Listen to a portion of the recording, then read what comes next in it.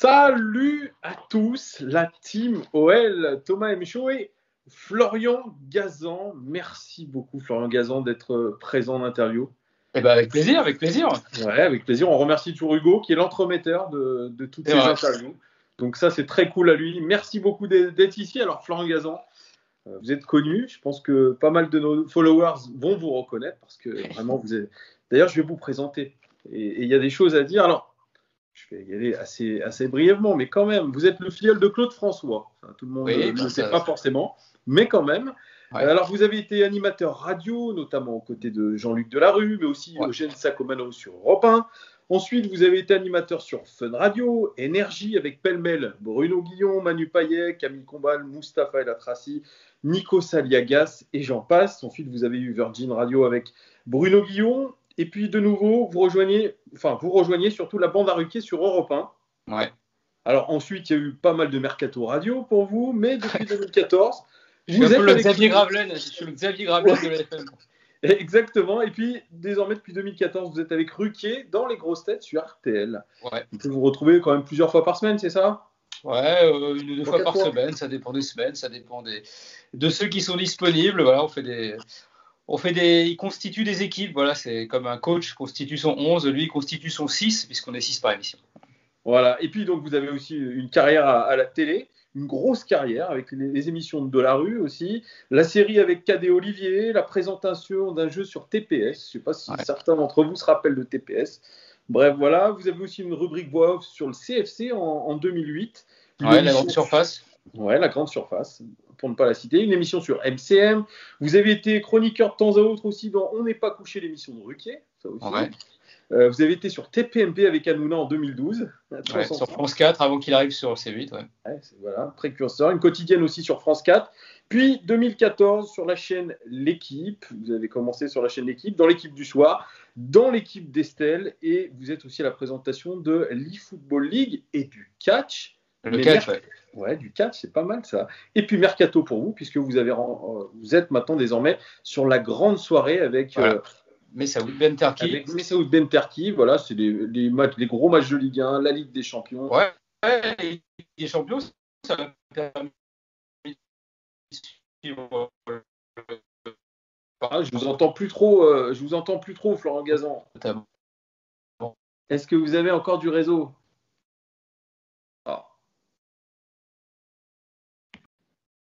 On a été un petit peu coupé, Florian Gazan, avec le Wi-Fi. Est-ce que vous avez récupéré une bonne connexion ? La connexion est en train de... Oui. Elle bug un petit peu. Normalement, je suis bien. Là, mon réseau me dit que je suis au max. Mais bon, après... moi, je suis au max aussi. Je suis chez moi. Donc, normalement, ça devrait... Donc, on en était où ? La présentation, la grande soirée avec Messaoud Benterki. Puis au commentaire, Yohan Ryu. Ouais, je bouge, non, ça passera encore mieux. Voilà, on est dans la vraie vie. Voilà, donc on vous retrouve là-dessus en grande partie. C'est ça votre actualité, finalement, ce mercato pour vous. Voilà, et bon, il y a aussi le Florian Gazan, co-auteur pour Christophe Mahé ou pour Sheila. Le Florian Gazan, co-auteur du livre sur les 40 ans du PSG, puisque vous êtes supporter. Oui. Je suis né à Paris, donc généralement, là. Le petit livre à lire aux toilettes aussi, mais je crois que j'en ai oublié. Bref, vous l'avez compris. Ouais. C'est très long, on dirait que je suis mort quasiment. Non, je devrais être mort, en fait. Mais franchement, je crois que si je veux faire de la téloche, je crois que j'ai le réseau devant moi. Ça, c'est... Vous avez fait mais plein de choses. En tout cas, vous avez un CV long comme le bras. Première question toute simple. Quels sont vos projets à venir, Florian Gazan ? Oula, les projets à venir, justement, on parlait de Christophe Mahé, il y a un nouveau titre qui sort, un duo avec Youssou N'Dour qui s'appelle L'Ours, sorti le vendredi 18, donc voilà, j'ai eu la chance de coécrire cette chanson avec Christophe. C'est un projet qui a 8 ans, et ça peut mettre 8 ans à faire une chanson, voilà, le temps de peaufiner les paroles, trouver la musique, et voilà, avec en duo avec Youssou N'Dour, un très beau clip de Yann Arthus Bertrand, donc voilà, c'est une très jolie chanson, je suis très fier de ça. Et puis l'actualité, je suis en train d'écrire pour le cinéma, je sors mon premier roman en février prochain, et voilà, et plein d'autres petits trucs. Voilà, j'aime bien rester en mouvement, donc toujours essayer de faire des nouvelles choses. parce que de toute façon, on est dans un métier où les choses débutent, elles s'arrêtent, il y a des opportunités. Donc voilà, il faut toujours être à l'affût de ce qui se passe et puis rester surtout en mouvement. C'est comme sur le terrain, il faut toujours rester en mouvement. Quand on commence à jouer arrêté, c'est pas bon, quoi. Je parlais de votre mercato un petit peu au sein de la chaîne L'équipe. Vous changez d'émission. Vous avez dit c'est une opportunité. Ouais. Alors vous serez bien resté avec Estelle Denis, mais c'était une opportunité de rejoindre cette grande soirée. Alors pourquoi déjà ? Pourquoi avoir changé d'émission ? Parce que j'avais envie, moi, de pouvoir suivre vraiment le foot en direct. Moi, à la base, j'adore le ballon, j'adore le vivre. Donc, j'adore aller au stade, j'adore le regarder à la télé. Et là, c'était l'opportunité de suivre les matchs en direct sur la chaîne L'équipe avec ce format assez étonnant. On n'a pas les images, mais on fait vivre le match. Finalement, à tous ceux qui ne les ont pas non plus. Et il y en a beaucoup entre ceux qui ne peuvent pas se payer l'abonnement ou ceux qui n'arrivent pas à capter la chaîne par rapport à ce que ça bug. Donc finalement, il y a beaucoup de gens qui nous suivent énormément. On a fait des scores absolument ahurissants. Ouais, pour le Final Eight notamment. C'était extraordinaire. Et donc voilà, moi j'avais envie de me remettre un peu dans le... Après avoir fait je fais beaucoup de l'analyse aussi dans On refait le match. Et puis chez Estelle, je fais un rôle de sniper. Voilà, j'avais envie de me remettre vraiment à fond dans le foot au moment où il se passe, quoi, dans l'émotion du moment. Donc... j'ai cette opportunité de rejoindre la grande soirée, c'était parfait. Et voilà. Mais le principal pour moi était évidemment de rester sur la chaîne L'équipe, qui est une chaîne vraiment super, qui est une chaîne en clair et gratuite de sport, donc c'est quand même rarissime avec plein de choses nouvelles. Voilà. Et puis en parallèle, je fais le catch de la WWE là-bas, et j'avoue que là aussi c'est une grande passion. Le catch chez vous, c'est quelque chose qui vous a toujours intéressé? Quand j'étais petit, j'en regardais. Ils ont passé sur Antenne 2 à l'époque, ça s'appelait Antenne 2, donc ça permet un peu de donner à peu près tâter mon âge. Après, il y a eu les années 80 avec 52 ans. 52, ouais.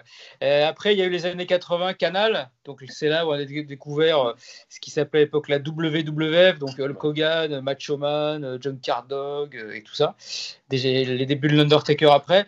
Donc voilà, donc j'ai toujours aimé ça. Moi qui suis fan de comics, pour moi, c'est Marvel en vrai, quoi. C'est des histoires, des gentils, des méchants, des trahisons. Ils ont des super pouvoirs, ils ont des belles tenues.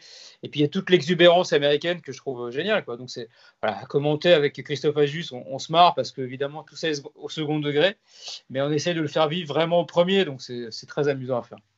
Revenons sur le football. Vous êtes supporter du Paris Saint-Germain.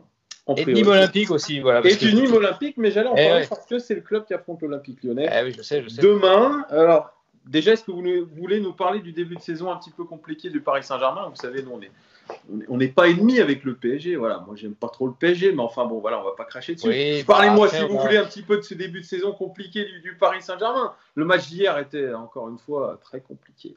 Ah bah c'est très compliqué, le mot est miraculeux même. Ouais, miraculeux, c'est un miracle qui gagne ce match et on avait même l'impression qu'à un moment donné, Tourelle faisait rentrer des joueurs pour tenir le 0-0. Quand on en a à tenir un 0-0 à domicile contre le FC Metz, c'est qu'il y a un problème. Non, après, je pense que vous l'avez vécu aussi sur certaines saisons à Lyon, quand ça part de travers, souvent on part dans une saison un peu galère. Je ne dis pas que ce sera le cas pour Paris, il y a eu 3 journées, mais voilà, il y a eu la Ligue des Champions, il y a eu ce confinement, déjà qui a coupé les pattes de beaucoup d'équipes. Après, les équipes de Ligue 1, elles, se sont remises en marche pour préparer la saison, alors que Paris et Lyon, eux, se sont mis en marche pour préparer ce Final 8. Donc, une préparation physique sans doute complètement différente, une préparation mentale sans doute complètement différente. Après, ça se déroule comme ça se déroule. Les 2 équipes vont très loin. Paris va en finale. Bon, ils cassent un plafond de verre en atteignant ce truc-là. Ils vivent une émotion extrêmement forte, ramassée sur 15 jours. Et Lyon, c'est pareil. Donc, je pense que psychologiquement, physiquement, mentalement, nerveusement, ça a dû être génial, mais terrible. Et pompant en énergie. Vous perdez la finale, vous retombez. Voilà, quand vous passez du Bayern de Munich à la buvette de Monique à Lens, c'est compliqué, quoi. Donc, je pense que déjà, de toute façon, c'est compliqué parce qu'ils n'ont pas fait une préparation pour une saison, ils ont fait une préparation pour une Ligue des Champions. Et je pense que Lyon est un petit peu dans ce cas de figure aussi, même si c'est moins marquant à Lyon pour différentes raisons. La première raison, je pense que c'est qu'en plus Paris a perdu des joueurs. Ils ont perdu Thiago Silva, Cavani, Meunier. C'est des joueurs qui sont partis, qui pour l'instant n'ont pas été remplacés parce que cette année, avec le particularisme du Covid, le mercato court jusqu'à début octobre. Donc vous commencez la saison avec des joueurs en moins, avec des joueurs fatigués, avec des joueurs usés. Il y a eu cette histoire de Covid. Donc voilà, des mecs positifs, donc ils ne peuvent pas jouer, des blessures. Après les cartons, en fait, on a l'impression que voilà, qu'il y a beaucoup de choses qui vont contre Paris. Après, ils ont fait des erreurs aussi. Hein. Je pense que cette histoire d'Ibiza, c'est une connerie. Je pense que ne pas avoir anticipé le départ de Thiago Silva, c'est une connerie. Voilà, ils ont fait des erreurs. Après, il y a des erreurs qui ont été faites malgré eux. Reprendre le championnat de France aussitôt, alors que tous les autres pays n'ont pas repris. Pourquoi, en fait? Pourquoi caler la reprise du championnat le jour de la finale de Ligue des Champions? Ça veut dire en gros en creux qu'on ne croit pas qu'une équipe française peut y aller. Ouais. Imaginez si Lyon et Paris étaient allés en finale avec le début du championnat, le message qu'on envoyait, c'est terrible. Donc le championnat est reparti trop tôt. Il y a eu ce report du match de Lens. Il fallait bien parce que de toute façon, bon bref, mais ça a été reporté parce que c'était la finale de la Ligue des Champions. Donc du coup, je pense que en gros les étoiles s'alignent pas du tout bien pour le PSG en ce début de saison. Et quand ça va mal, tout tourne mal. C'est-à-dire que voilà, le poteau rentrant, c'est un poteau sortant. Le mec qui rentre, il se blesse. Le gardien en face, il fait le match de sa vie. Enfin bon, voilà. C'est un petit peu similaire à ce qui arrive à l'Olympique Lyonnais en ce début de saison parce que on commence contre Dijon, on gagne, mais on gagne difficilement. On est mené 1-0. Ensuite, Memphis met ses pénaltys, etc. Ensuite, on fait un match nul 0-0 contre Bordeaux, très poussif. Et puis, on perd à Montpellier. Alors, bien sûr, comme le dit Rudy Garcia dans sa conférence de presse, et je suis d'accord, on crée du jeu. On a tiré 40 fois sur 2 matchs. Pareil, on a les poteaux, le Karl Toko Ekambi, c'est incroyable. Bon, il fait les poteaux. Il n'y a rien qui va dans notre sens et surtout, nous, on est dans le flou le plus complet, mais un petit peu aussi comme le Paris Saint-Germain. Oui, parce qu'à cause du mercato, est-ce que vous allez garder Memphis? Est-ce que à voir qu'est-ce qui va se passer? Est-ce que vous allez recruter des gens à la place ou pas? Enfin, donc c'est compliqué parce que même les joueurs en question. C'est difficile de se projeter sur une saison complète avec le club, même si c'est leur club de cœur, leur club formateur. D'abord parce qu'inconsciemment, ils peuvent avoir peur de se blesser. Le mec qui se blesse, son transfert, il est mort. Et puis, il y a ce flou. Et puis même, du coup, c'est aussi le flou pour le coach, parce que sur qui je vais pouvoir m'appuyer ou pas, quel système je vais pouvoir mettre en place, sachant que si j'étais le joueur, je peux jouer avec quel système, mais si je le perds, il faudra que je change tout. Donc, c'est très compliqué pour les coachs aussi, cette période-là. Et a fortiori pour Lyon et pour Paris, parce que eux, ils ont en plus pas eu une vraie préparation de Ligue 1. Moi, ça s'est vu. Paris, c'est clair, et je pense Lyon aussi par moment. Physiquement, les mecs sont pas prêts. Ils sont pas prêts et ça se voit effectivement, comme vous l'avez dit. Et quand ils vont se préparer? Le problème, c'est quand est-ce qu'ils vont se préparer. Et pourtant, on aurait pu dire que ce Final 8 était quand même une sacrée préparation. Mais effectivement, mentalement, je pense qu'il y en a beaucoup qui ont laissé des plumes. Et surtout, comme vous dites, on est sur une nouvelle saison très, très bizarre, ce début de saison, avec ses matchs en retard, etc.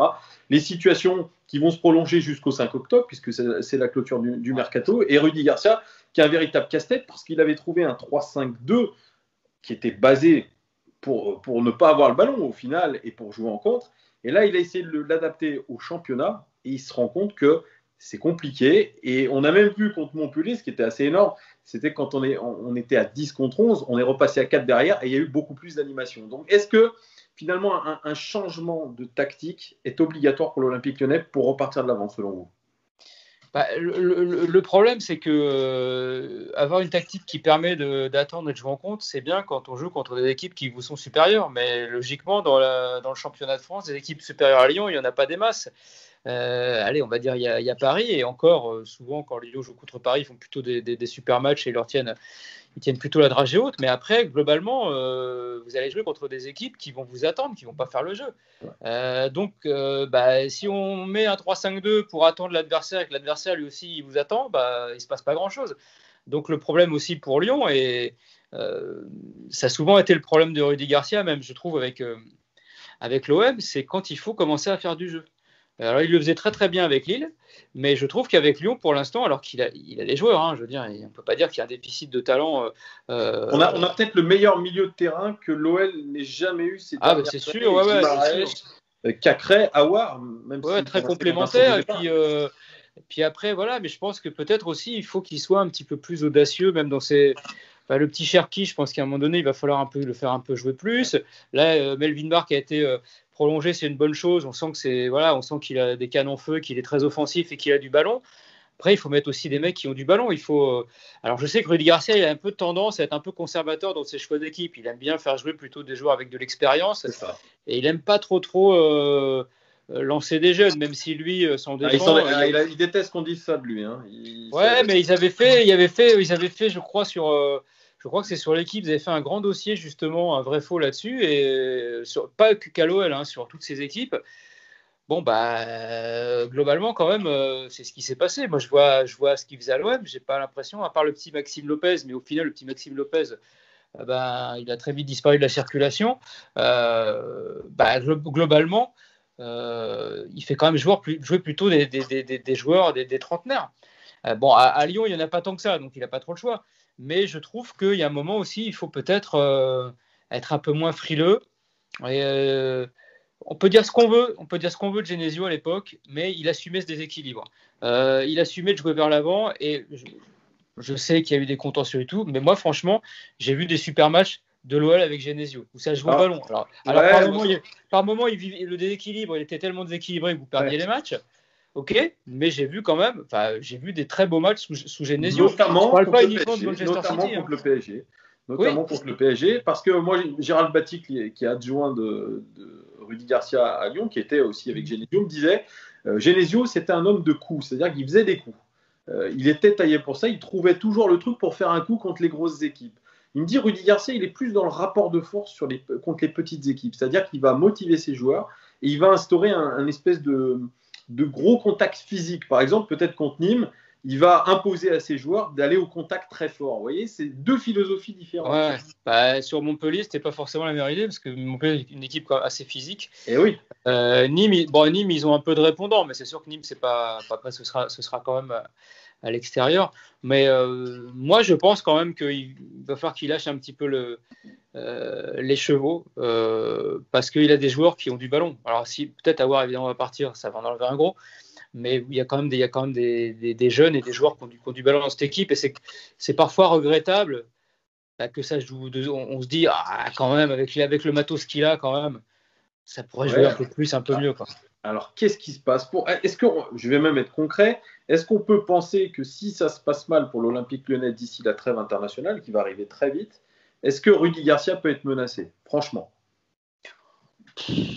Ça serait franchement, c'est de la science-fiction de parler de ça. Il n'y a pas un état de crise quand même à l'Olympique Lyonnais. En fait, le but, c'était surtout de prendre les points sur les premières journées et prendre un petit peu d'avance sur les concurrents qui vont jouer la Champions League ou l'Europa League, de faire le plein de points et ensuite, avec les 1 match par semaine, profiter du fait qu'il y ait de la fatigue pour essayer d'enchaîner. Là, ça ne se passe pas comme prévu. Attends, ils ont 4 points, Lyon a 4 points, le leader il en a 7, ce soir peut-être Marseille s'ils battent Saint-Étienne ou Saint-Étienne s'ils battent Marseille, ils en auront 9, ça va, au bout de 3 journées, même s'il y a 5 points d'écart, c'est pas rédhibitoire. Je veux dire, on sait très bien que les équipes engagées en Ligue des Champions, Marseille, même en Europa League, tôt ou tard, laisseront quelques plumes, un petit nul par-ci, une défaite par-là, et 5 points c'est rien, ça sera vite. Il faut pas paniquer par rapport à ça. Par contre, il va falloir intégrer aussi effectivement le fait de jouer qu'une semaine et pas de jouer la Coupe d'Europe. Alors, le point positif, c'est que ça donne de la fraîcheur physique. Le point négatif, c'est sur la motivation. Parce que quand même, c'est des joueurs qui y ont goûté, c'est des joueurs qui sont globalement de niveau international ou amenés à l'être, et qui vont devoir apprendre à faire une saison sans. Et il va falloir le gérer. Justement, sur des petits matchs, on sait que l'OL en plus a souvent eu tendance par le passé, tu me dis si je me trompe, mais voilà, avoir du mal à se sortir les doigts du popotin contre les petites équipes. Et ça, comment vous l'expliquez, Florent Gazan? Ça, c'est un truc, c'est un mystère, c'est de la science-fiction pour le coup pour les supporters.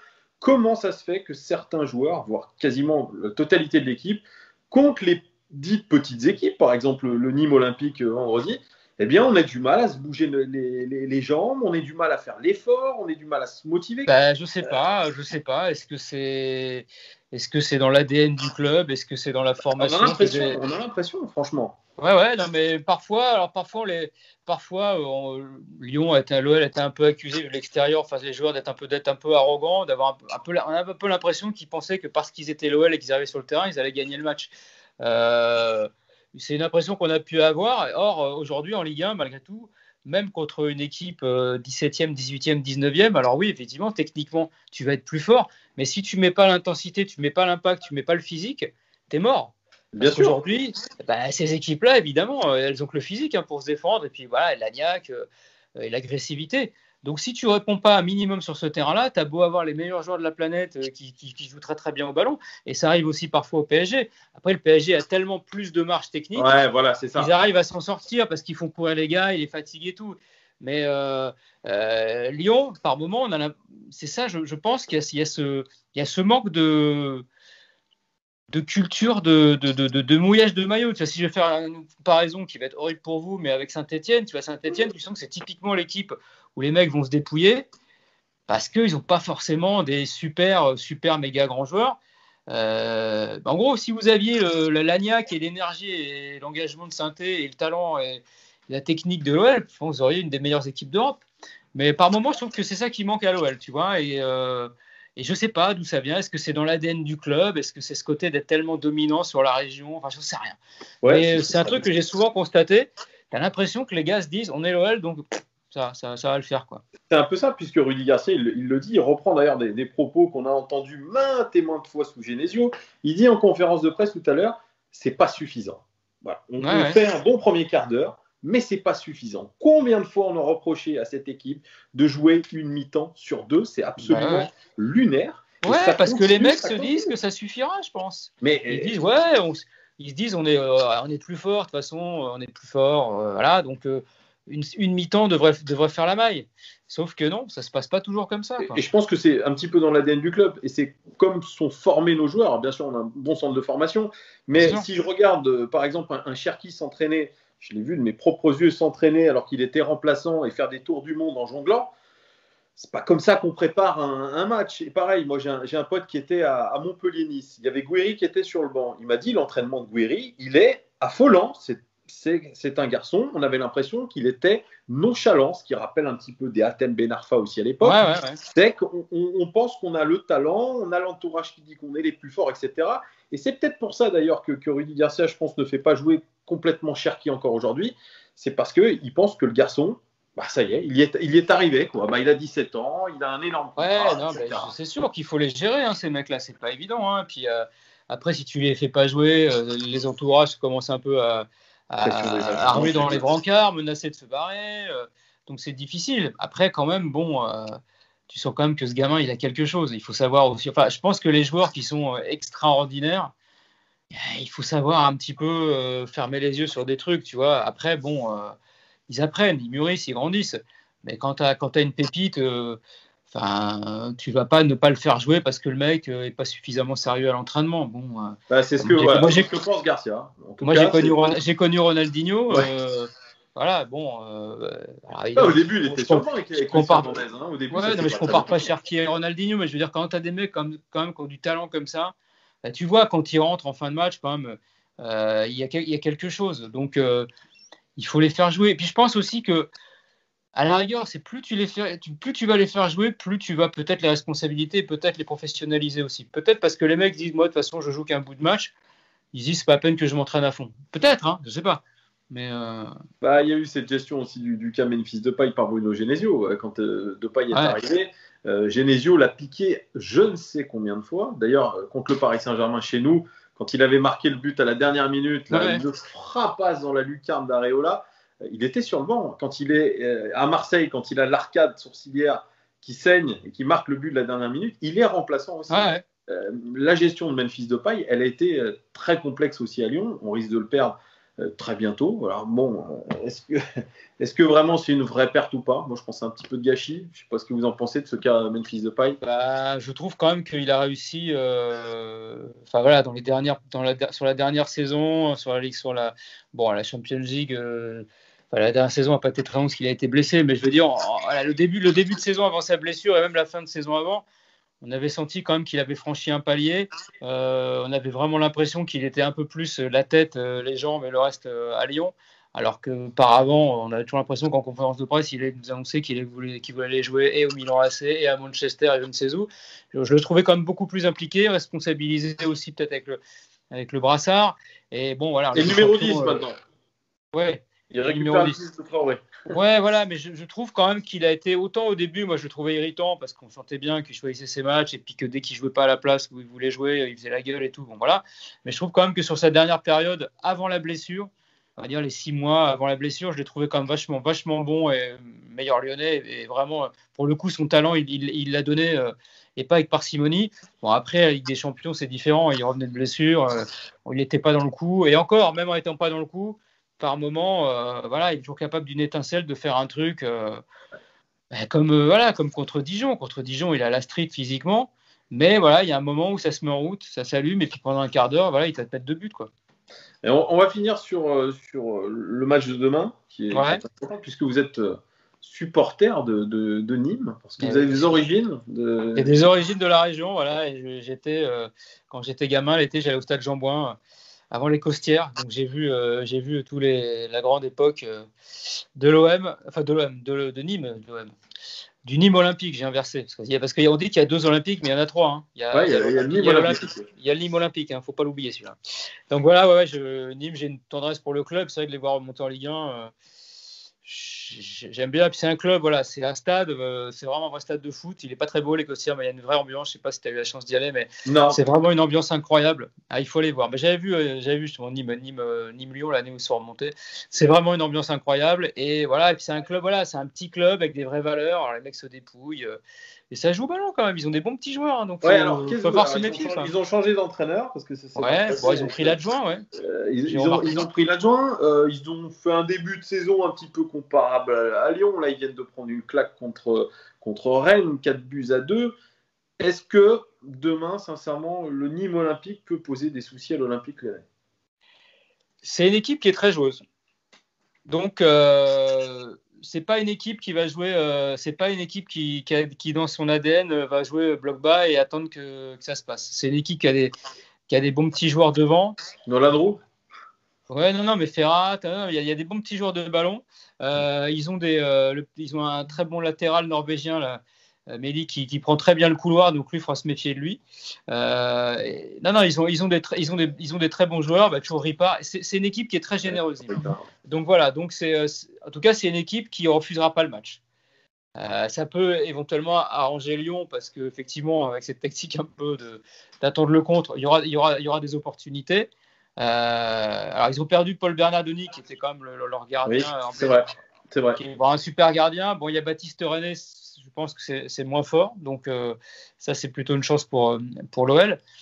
Après, je crois qu'il y aura malheureusement beaucoup d'absents demain. Je crois que Philippe Otto vient pas. Philippe Otto, il a la tête ailleurs. Ouais. Donc, voilà, l'équipe est comme il va manquer. Alors, je l'ai là. Il manquera demain Lucado, qui est un guerrier, et puis Sofiane à la couche.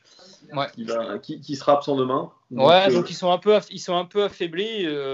Normalement, quand même, sur un Lyon sérieux, ça me fait mal au cœur de dire ça, mais ça doit quand même passer. Après, attention, parce que c'est une équipe très joueuse et c'est une équipe qui l'année dernière a fait des coups à l'extérieur.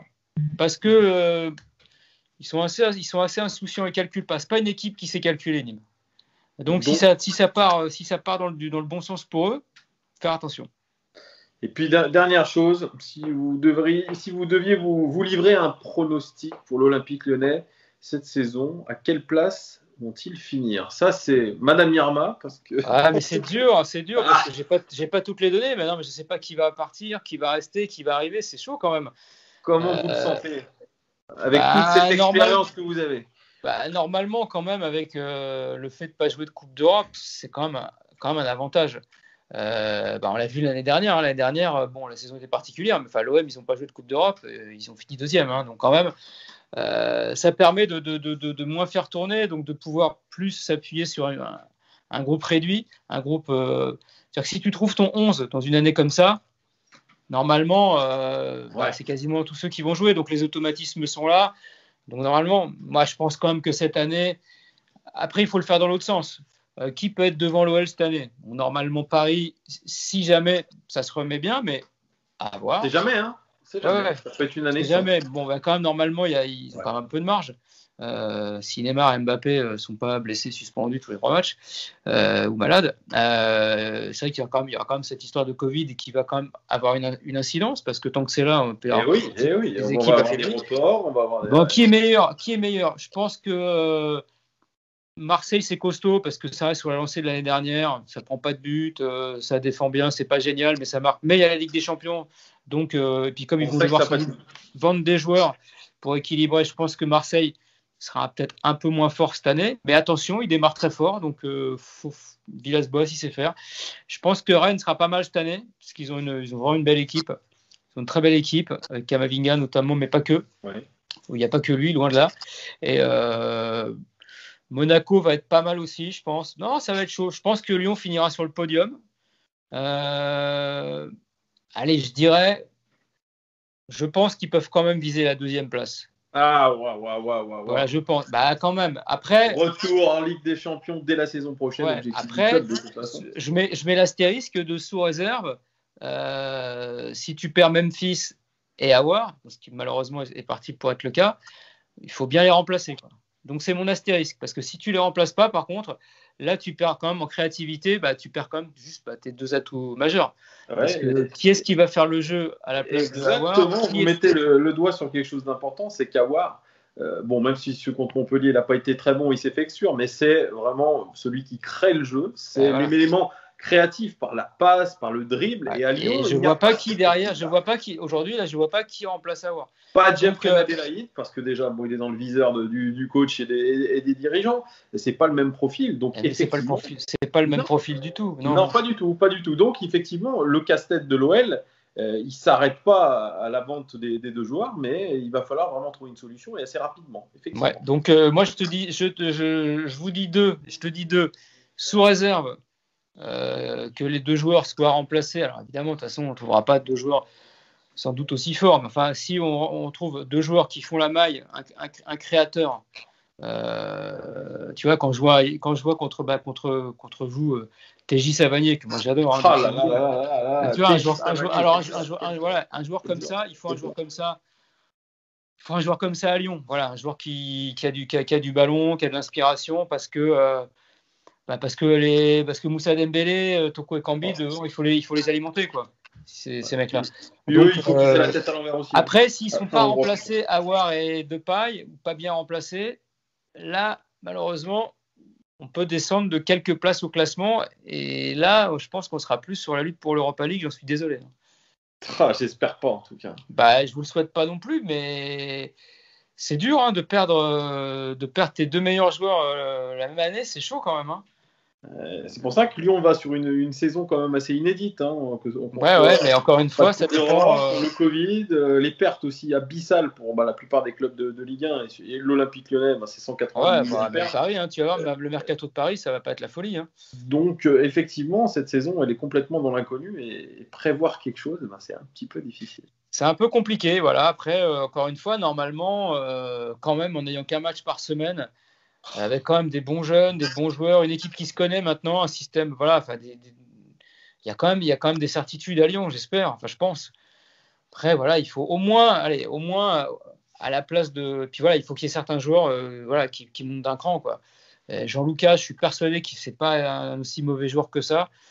Thiago Mendes, il peut pas être aussi, enfin il était très bon à Lille. Il y a des joueurs, il faut quand même réussir à les remettre dans l'axe bien, quoi. Il y a des joueurs qui doivent être meilleurs que ça. Ça, c'est aussi une des clés de Garcia. Il doit réussir à upgrader certains joueurs de l'effectif, quoi. Il a beaucoup de choses à trouver. C'est vrai que effectivement, je suis d'accord. Il doit réussir à optimiser au maximum le talent et la qualité de cet effectif. Parce qu'il y a de la qualité, il y a des bons jeunes, mais les jeunes ne sont pas, selon Juninho, ne sont pas encore au niveau escompté. Donc voilà, c'est pour ça que Garcia, il privilégie l'expérience encore. Mais effectivement, il a beaucoup de choses à voir, notre ami Garcia. Exactement. Eh bien, merci beaucoup, Florian Gazan. De rien, c'était un plaisir.